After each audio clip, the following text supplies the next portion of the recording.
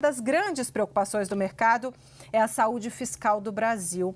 E a tensão entre o governo e o Congresso acaba expondo a fragilidade da estratégia para fechar as contas públicas deste e do próximo ano dentro da meta. Quem vem explicar tudo isso para a gente é o nosso analista de economia, Fernando Nakagawa. Boa tarde para você, para o governo nem tanto, Naka. Definitivamente, Débora. Boa tarde. Essa discussão só cresce, é muito interessante observar, Débora, porque existe uma percepção de dois mundos bem diferentes. O primeiro é que os economistas todos reconhecem, inclusive o pessoal da equipe econômica, que é preciso mudar profundamente as contas públicas, porque a gente está diante de um muro. O muro é 2027, quando o governo brasileiro praticamente deixará de ter espaço no orçamento, porque o orçamento público passará a ser ocupado quase que em 100% por despesas obrigatórias ou que já tem definição decidida, que não pelo governo, coisas que já têm ali um destino, então o dinheiro ficaria todo travado. E se um governo não tem capacidade de definir para onde vai o dinheiro, se vai para cá ou para lá, o governo não tem muito o que fazer na presidência, né? na liderança do executivo. Então, esta é a preocupação de longo prazo. No curto prazo, todo mundo entende que os gastos continuam crescendo, os resultados das contas públicas têm elevado a dívida pública e, por isso, é preciso reagir. Mas, curiosamente, ninguém acha que as contas públicas vão piorar de uma hora para outra ou haverá uma crise fiscal de uma hora para outra. Não, tudo isso só deve acontecer em 2027. Nessas circunstâncias, Débora, não sei se é bom ou ruim ter tanto tempo assim, se é que dá para dizer que é tanto tempo assim, para discutir. Mas o fato é, enquanto o governo está discutindo ou propondo medidas para aumentar a receita, a arrecadação de impostos e, ao mesmo tempo, algumas medidas pontuais, mais modestas, para conter o gasto público, os economistas, os que debatem macroeconomia, estes estão sugerindo uma série de ações que poderiam mudar profundamente as contas públicas. A gente separou 5 sugestões que o mercado financeiro tem trazido, que os economistas têm trazido.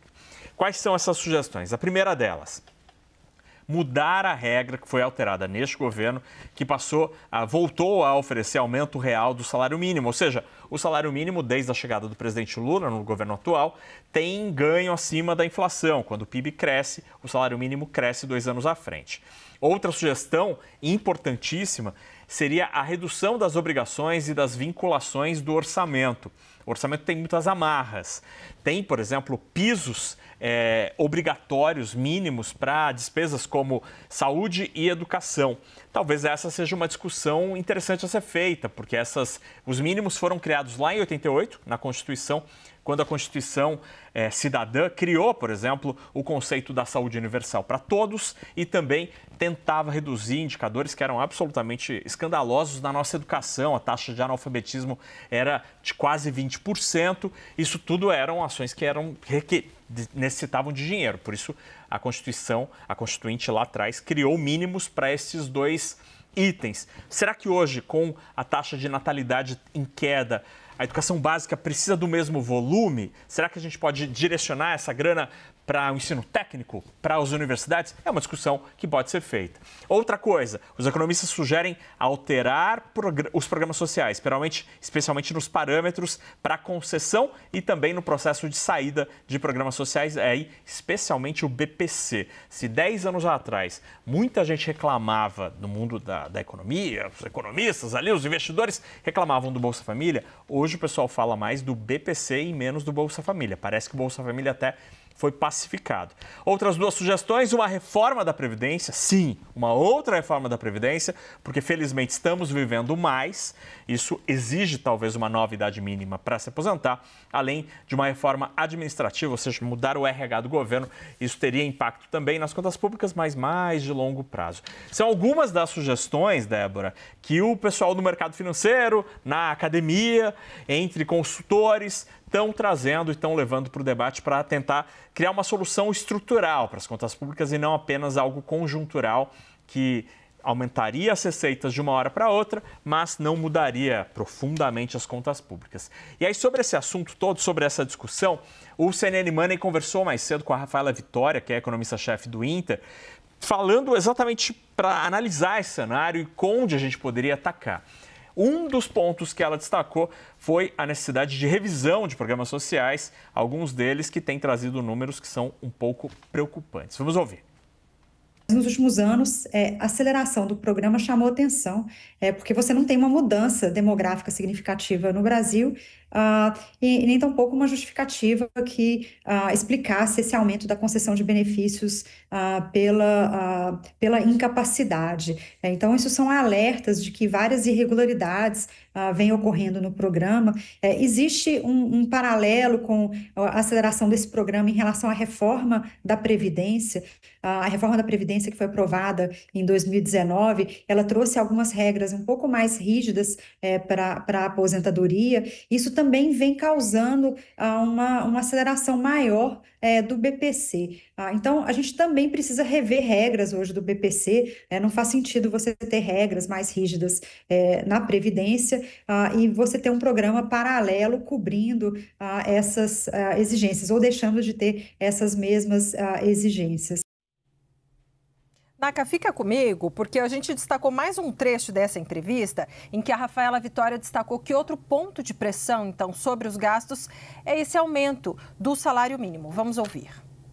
O governo voltou com a política de valorizar o salário mínimo, mas essa valorização do salário mínimo, ela significa que você acaba também crescendo as despesas obrigatórias de previdência e outras que são atreladas ao salário mínimo.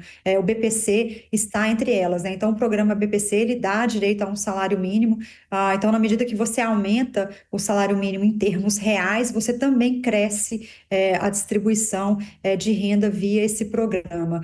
E isso não está cabendo no orçamento. Então, não é só o BPC que tem esse problema, a gente também tem outros programas, né, o abono, o seguro-desemprego, outros programas que também são atrelados ao salário mínimo, assim como a Previdência, talvez seja aí o mais relevante, e esse crescimento real do salário mínimo, ele está colocando uma pressão muito grande nesses pagamentos, nesses programas sociais, incluindo a Previdência, e isso não cabe no arcabouço. Quem também falou sobre esse assunto no CNN Money foi o economista-chefe da ARX Investimentos, Gabriel Barros. Ele destacou que o BPC tem regras frouxas, o que contribui para este aumento prejudicial às contas públicas. Vamos ver. O orçamento público já tem uma rigidez grande e aí qualquer despesa obrigatória que cresce de forma descontrolada, como é o caso do BPC, pressiona muito o equilíbrio das contas públicas. Então, tem um efeito negativo bastante grande. Uma parte é um problema de regras frouxas, né, do BPC. Vamos lembrar que o BPC, a idade para receber o BPC é a mesma idade da aposentadoria por idade, sendo que você não precisa, né, ter contribuído para receber o BPC. Então, isso é um problema, né? Você tem a mesma idade, 65 anos, em que o beneficiário não precisa ter contribuído nada para receber o BPC, mas para receber a aposentadoria por idade, sim.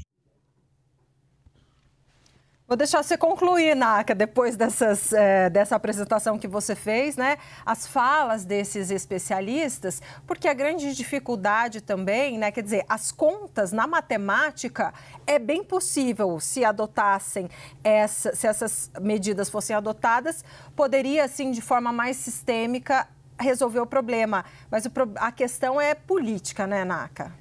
Política, e numa discussão tão complexa como essa, Débora, de fato, a política acaba definindo os rumos da conversa, mas num problema tão complexo e tão histórico que o Brasil tem, somos um dos países mais desiguais do planeta.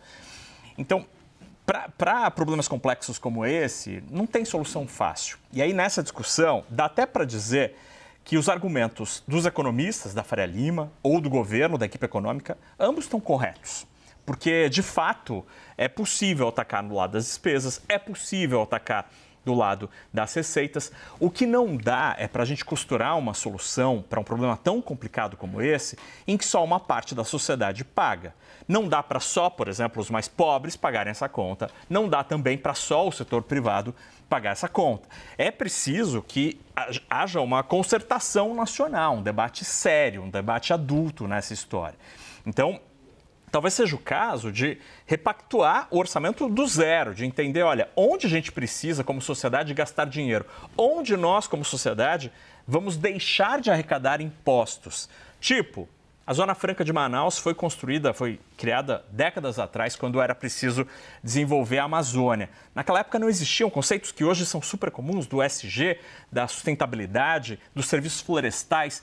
Será que faz sentido manter o mesmo grau de subsídio ou de renúncia fiscal para a Zona Franca de Manaus? Estou falando da Zona Franca de Manaus, mas poderia falar de um sem número aqui, de uma lista infindável de benefícios tributários que são concedidos pelo Estado. Então, sim, talvez dê para reduzir gastos relacionados ao salário mínimo, aos programas sociais, mas também dá para cobrar mais imposto de setores da economia ou cobrar mais imposto dos muito ricos que têm uma alíquota efetiva muito menor do que a tua e a minha, da classe média brasileira. Então, para esse complexo problema, não tem uma solução simples.